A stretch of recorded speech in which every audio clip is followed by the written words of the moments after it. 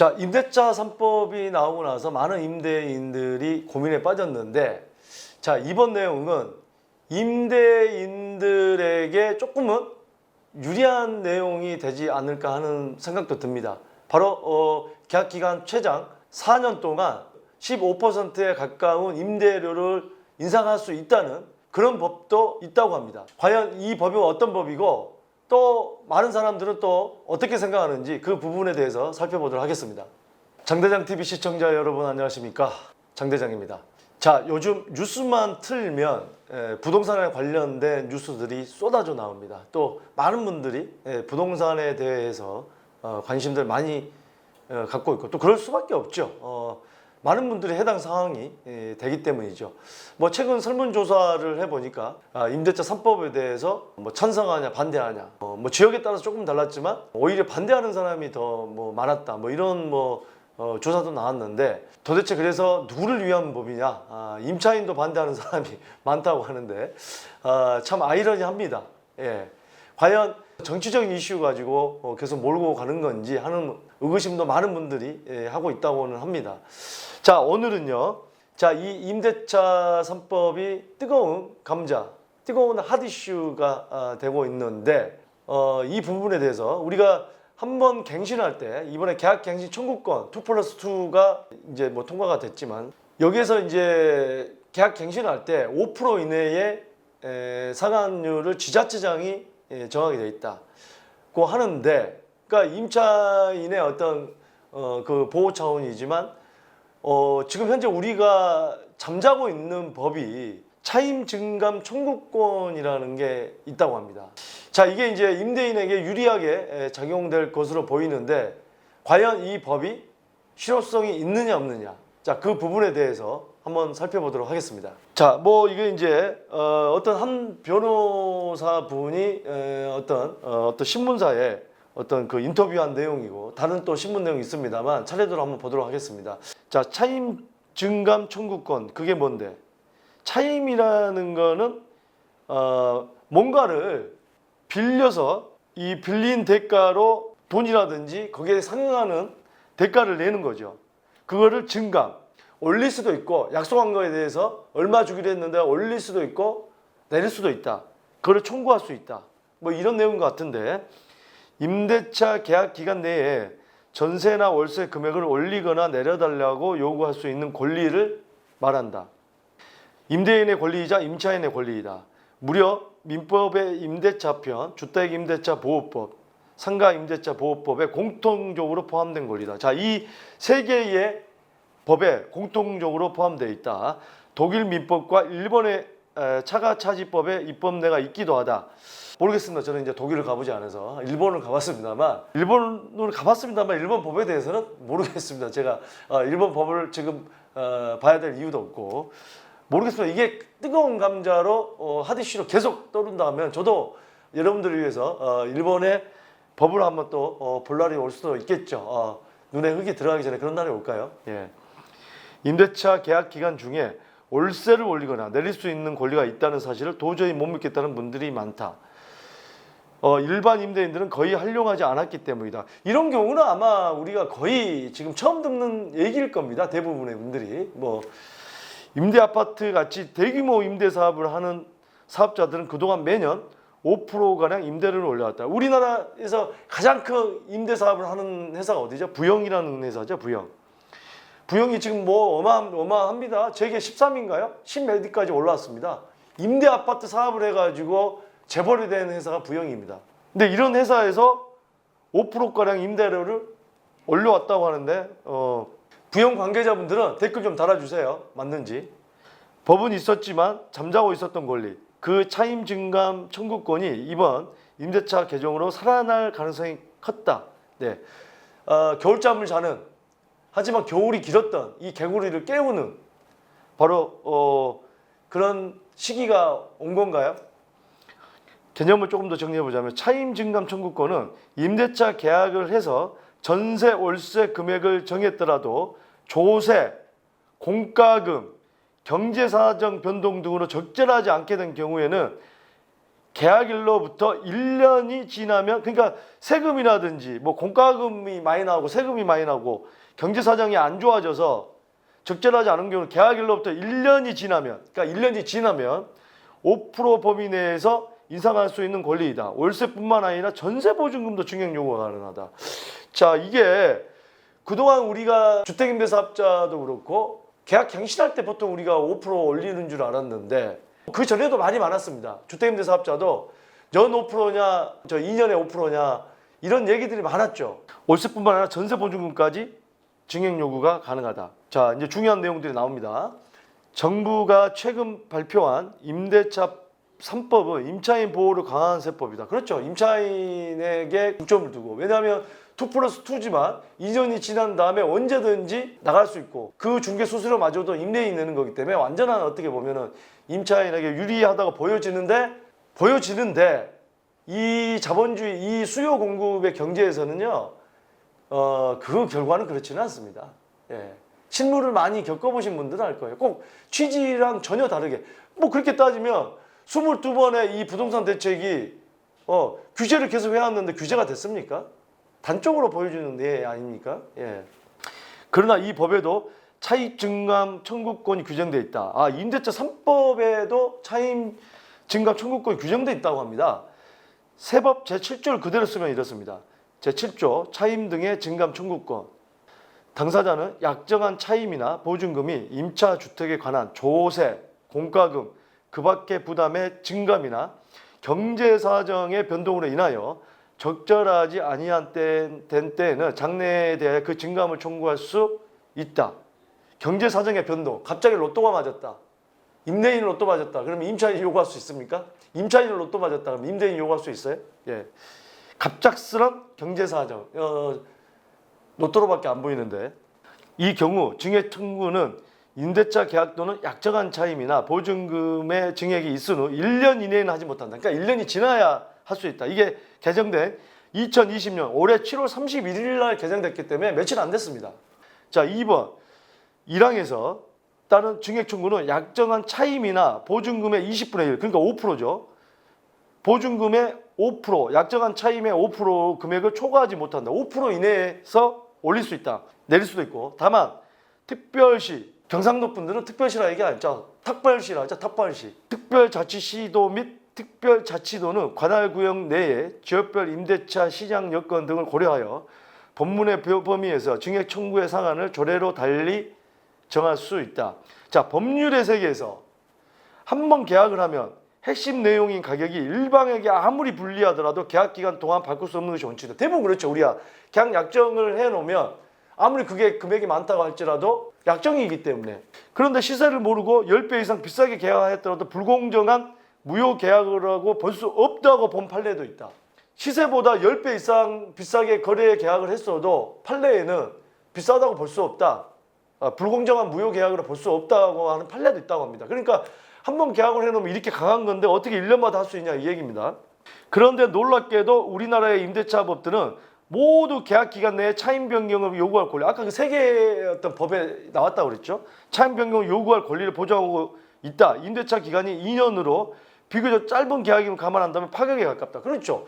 2년의 어떤 그 우리 주택에 보통 보면 그 전세 시장 2년 계약인데도 1년에 한 번씩 바꿀 수 있다. 그러면 파격적인 법이긴 한 것 같습니다. 주택임대차보호법에 차임 증감 청구는 조세, 공과금, 경제사정 변동으로 차임을 증감할 수 있다고 하면서도 그 범위를 5%로 묶어 넣었다. 증감폭을 5% 범위로 묶어 두었다고 볼 수 있지만 5% 내외에 미미한 변화로도 차임 증감을 요구하여 계약을 변경할 수 있게 했다고도 볼 수 있다. 그러면은 5% 내니까 1년마다 5%를 올릴 수 있다는 거잖아요. 이거는 글쎄요, 미미하다고 봐야 될까요? 예, 미미하지 않을 것 같은데. 월세를 30만 원 낸 분이 5% 올리면 5, 35, 15,000원인가요? 15,000원이면은 소주를 한 달 동안 몇 병을 사 먹을 수 있는 거죠? 비 오니까 요즘에 참 막걸리가 또 갑자기 땡기네. 막걸리 드신 분들 많으실 거예요. 자, 막걸리 좋아하시는 분들 이 장대장 TV 동영상 틀어놓고 막걸리 한 잔씩 하시기 바랍니다. 임대차 3법에 임차인들에게 계약갱신 청구권이 주어지면 임대인으로서 법에서 보장하고 있는 매년 차임 5% 인상으로 대응할 가능성이 높다. 임대인이 자꾸 손해보는 느낌이 들고 법이 일방적이라고 느껴질 때는 이 법을 가지고 대응할 수도 있겠죠. 여러 가지 또 분쟁이 또 일어날 수는 있겠죠. 이러다 보면. 임대차 기간 4년을 보장하고 매년 5%씩 올리면 4년 만기 시 최대 15.7%를 올릴 수 있다. 15.7%가 이렇게 계약이 됐나 보죠. 5% 오른 거에 또 5%, 오른 거에 5%, 오른 거에 5%. 지금 이 얘기인가요?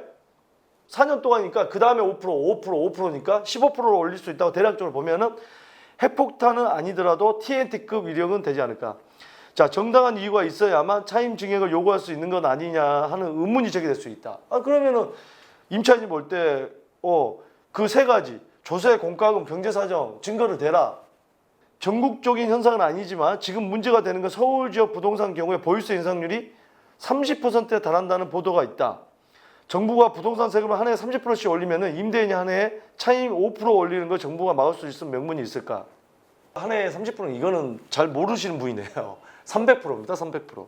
조정 대상 지역 내에 2주택이 원래 그 상한선이 전해보다 오래 올라갈 수 있는 게 아무리 많더라도 200% 이상 못 올리겠는데 이건 이제 법이 통과돼서 이제 300%까지 이게 종부세 이제 법이 통과되죠.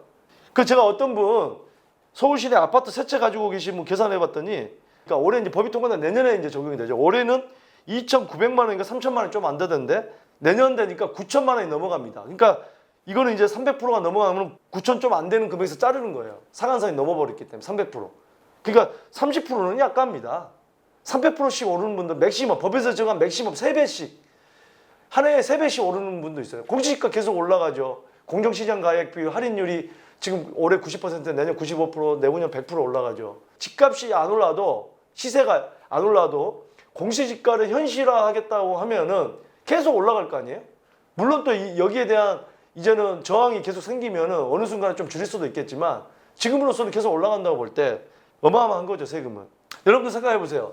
2천 몇백만 원 올해도 사실은 작년보다 많이 낸 건데 이게 갑자기 1억 가까이 내년에 올라갑니다. 세긴 셉니다 사실. 자, 그래서 이 조세가 많이 올라가서 이제 사유가 되는 거죠. 증액을 할 수 있는, 청구를 할 수 있는 사유. 그래서 바로 5% 올리겠다고 하는데 정부가 막을 명분이 있을까 하는 게 이분 생각입니다. 자, 법은 차임 변동 사유로 조세와 공과금 변동을 명시해 놓았는데 이와 함께 부동산 조세 인상분을 세입자에게 전가할 수 있도록 공식적으로 인정한 채널이 바로 차임 증감 청구권이다. 이 권리는 부동산 과열 현상이 없는 지역에서 임차인의 감액 청구권의 근거 규정이기 때문에 함부로 없애자고 할 수 있는 내용이 아니다. 이게 이제 이 권리가 부동산 과열 현상이 없는 지역에서 임차인의 감액 청구권의 근거 규정이기 때문에 그러니까 어떻게 보면 이것도 임차인을 위해서 만든 법이라고 하는데 이거를 갑자기 없애겠다고 하는 것은 명분이 안 선다는 얘기겠죠. 기본법이 민법의 규정을 두고 있기 때문에 쉽게 바꿀 수도 없다. 자, 그렇다면 임차인의 차임 증액 요구를 안 받아들이면 그만 아닌가? 임대인이 법이 정한 요건에 맞춰 차임 증액 요구를 하면 임차인의 동의가 필요 없다. 임차인이 동의를 해야 되는데 동의가 필요 없다고 합니다. 이런 일반적인 권리를 형성권이라고 합니다. 이게 형성권이라는 것은 상대방의 동의가 필요 없는 권리인데 대법원은 차임 증강 청구권을 형성권으로 보았다는 거죠. 차임 증액 요구가 임차인에 도달하면 효력을 발생한다고 보았다. 대법원 7사다 1124 판결이라고 판례까지 지금 들었습니다. 부동산 임대시장에 임차인을 보호한다는 미명하에 임대인에 대해 과도한 규제를 할 경우 임대인들의 조직적인 대응을 부르게 될 것이다. 임대인 지금 안 그래도 시위를 하고 있는데 이것까지도 정부에서 바꿔버리거나 뭐 이거는 말이 안 된다고 한다고 그러면 임대인이 신발 던질 사람이 더 많아진다는 얘기겠죠. 신발 던지다가 잃어버린 사람이 없는지 그것도 참 궁금하네요. 뉴스에 보면 신발 많이 던지던데. 나가시는 분들은 신발 오래된 신발 신고 나가시기 바라겠습니다. 임대료 상한제가 주택 공급을 축소시키고 질을 저하시키는 결과를 가져왔다는 것은 맹큐의 경제학 같은 경제학과 교과서 이미 지적하고 있다. 임대료 상한제가 주택 공급을 축소시킨다. 제가 아마 다른 영상에서 말씀드렸을 겁니다. 자본주의 사회에서 임대업자 수익, 지금 전월세 상한율도 4% 이하로 줄이겠다 그러면 점점 수익이 없어지는데 누가 임대 사업을 하려고 하겠습니까? 그러면 지금 또 집값이 많이 올랐다고 집을 안 사고 계속 전월세 사시려고 하는 분도 있고 또 어떤 금전적인 여유가 안 돼서 그렇게 살려고 하는 분들한테는 악재가 될 수도 있겠죠. 그 다음은 너무 좀 정부에 대한 강한 비판이 있었기 때문에 이거는 그냥 넘어가도록 하겠습니다. 자, 이 내용까지만 지금 들으시고 그러면 이 법이 무조건 또 임대인에게 유리하다 이렇게만 또 생각하시는 분들이 있을 텐데, 자, 다음 기사를 보시면 다른 변호사들이 다른 판례를 들고 또 효력이 미비하다 좀 이런 어떤 내용들도 있습니다. 계속해서 내용 살펴보도록 하겠습니다. 자, 정작 법조계에서는 차임증의 청구권이 인정될 가능성은 크지 않을 것으로 보고 있다.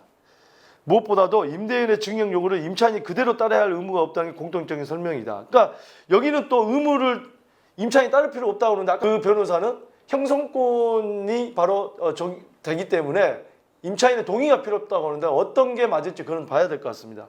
형성권을 주장을 하면 곧장 권리가 된다는 의미인데 차임증의 청구권이 형성권이라는 점은 사실이라 여기도 인정을 합니다. 그러면서도 그렇다 하더라도 이 같은 형성권을 주장하는 게 맞느냐 아니냐 어느 정도가 적정한 액수이냐 법원의 판단을 거쳐 정해지는 것이라고 설명했다. 그러니까 이게 보면은 법원도 그렇습니다. 소송을 걸어보신 분들은 알 거예요. 1차에 졌다가 2차에 뒤집어져서 판사가 바뀌고 나서 바로 승소를 하고, 아니면은 뭐 3차에 가서도 대법원에서 승소하고, 이게 참 보면 판사에 따라서도 똑같은 법이라도 바뀌고 참 이것도 참 문제긴 문제인데, 요즘에 그래서 뭐 AI 뭐 판사가 나와야 되냐 뭐 이런 얘기도 많이 나오는데 장단점은 있겠죠. 임대료를 올리자는 요구를 임차인이 거부하면 결국 법원으로 가서 판단을 받아야 한다. 결국 법원으로 가면 이제 시간이 걸리고 돈이 이제 생긴다는 거죠. 실제 대법원 판례에서는 임대차 기간 중에 당사자 한쪽이 차임을 변경하자 할 때 상대방의 동의를 얻어야 한다고 규정하고 있다. 여기는 또 상대방의 동의를 얻어야 된다고 규정하고 있다. 누구 말이 맞는지는 모르겠습니다. 상호 협의가 성립되지 않은 경우 법원이 물가 상승 요인을 고려해 정한 적정한 액수의 차임에 따른 것을 보고 있다. 다만 법원에서 임대료 증감 청구가 적법한 것이라고 판단할 경우 그 효력 자체는 법원 판결 시점과 상관없이 임대인의 증여 청구를 했을 때부터 유효하다는 게 1974년 이후 유지된 판례이다. 만약 계약서에 계약 세입자가 임대료 증여에게 이의를 다하지 않기로 명기하더라도 효력은 없다. 대법원은 과거 이 같은 사건에서 약정 사실은 인정되지만 임대인에게만 차입증여 청구를 인정하는 약정이라 무효라고 판결했다. 자, 어떤 변호사는 차임증여 청구권에 유리한 판례를 들었고 어떤 변호사는 바로 무효라는 판결을 들었습니다. 그렇기 때문에 논쟁의 요지는 분명히 될 것 같긴 합니다.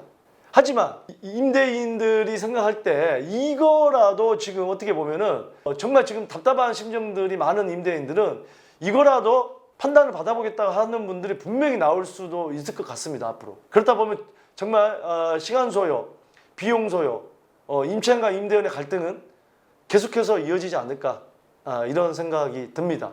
네. 참, 오늘 그 임대차 3법 중에 바로 차임증여 청구권이 뜨거운 감자로 지금 대두되고 있고, 자, 이 부분이 앞으로 계속해서 이슈가 될 것 같습니다. 자, 여러분들의 생각은 어떠십니까?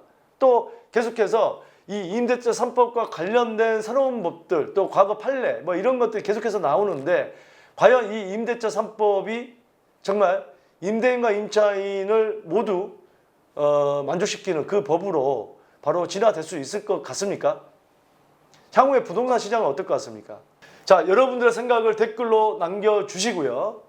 또 여러분들의 많은 고민 지금 계속해서 들어오고 있습니다. 뭐 주택임대사업자에 관한 내용 제가 그 영상을 올려드렸는데 거기에 대해서도 단기 지금 4년짜리인데 자동 폐지시키겠다고 했는데 그렇게 되면은 5년까지 4년짜리가 5년까지 가져야 본인이 살고 있는 주택, 주택임대사업자는 하는 주택 말고 그 외에 본인 살고 있는 주택에 대해서 비과세 요건을 갖추는데 이게 자동 폐지 4년에서 끝나면 안 된다고 했는데 거기에 대해서 어떤 분이 이메일을 주셨는데 그 부분도 지금 국토부인가요? 정부 차원에서는 확인을 하겠다고 해서 7월 중에 발표를 하겠다고 했는데 아직까지 발표가 없습니다.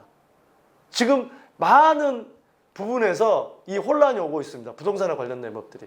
예, 앞으로 정말 이 부동산에서 많은 논쟁이 있고 소모가 있을 텐데 여러분 모두도 하여튼 힘내시고 임대인이 됐든 임차인이 됐든 힘내시고 서로가 합리적인 사고방식을 가지고 우리가 살면은 분쟁이 줄어들지 않을까 하는 게 제 생각입니다.